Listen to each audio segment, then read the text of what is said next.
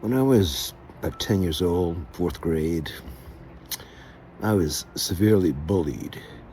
I had this eighth grader who was probably my size. He was like, close to 6 feet, maybe 170, 180 pounds.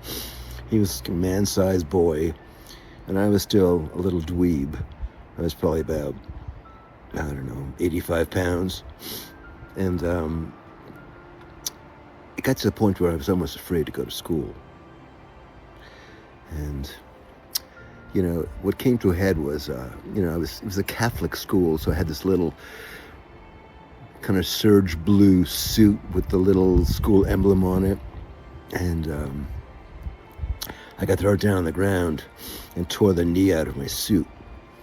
And when I came home, my mother was like, "What'd you do to your suit?" And she mended it.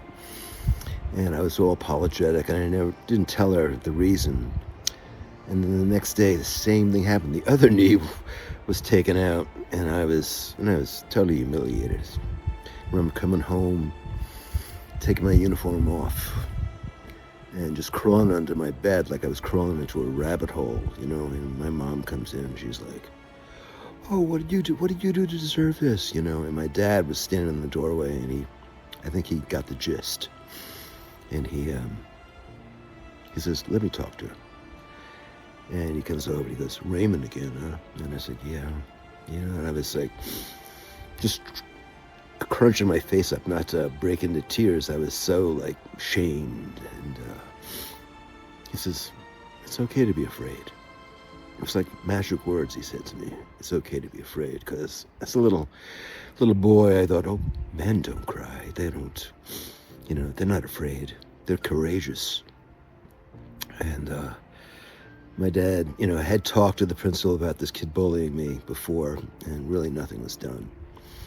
So he said, "You're going to have to do something. And I'm behind you. No matter how, rough things look like they're getting," he goes, "you're going to find a moment where he's not paying attention because he's such a cocky guy. And you're going to do something. You're going to free yourself from this." He goes, "Even though you're afraid, you take action. That's called courage." And I was, okay. It was like magic words to me. So the next day I'm at school. It's a couple of minutes before 3, and we're about to be released. And we got released into this playground, which I had. It was like I was like a gazelle, and he was like the leopard. And he also had 2 sidekicks, which didn't help. Anyway, I walk out. No Raymond, no sidekicks. And I'm walking across the playground, and I think, wow, all it took was my dad saying those magic words, and Raymond disappears. But then suddenly, this arm around my neck, I'm dangling in the air, and then with his other hand, he's smacking me in the face. And the first couple of smacks, I'm like, going into my old behavior. "Tom, leave me alone, please." And I remember my dad's words. He said, "There'll be a moment." And I kind of took a breath as I'm getting smacked. And I see this thumb coming towards my face, and I open my mouth, and that thumb went in my mouth. And I bit down on that thumb like a lobster with a vendetta. And all of a sudden I hear Raymond go, "No, let me go. Oh my God, let me go. It hurts so much." And I'm like, he sounds just like me. But why do we do this to each other? And I finally let go. And I had a mouthful of bits of Raymond and blood. And I spit it on his chest. And I said, "Leave me alone." And I remember running home. And it was the first time I was running, not from something, but I felt so free. I took action. I remember standing in front of my apartment building and seeing my reflection in the front door. And I just said, "You look different.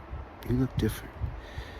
And I walked in to our apartment, and I could hear my mom and dad talking in the kitchen.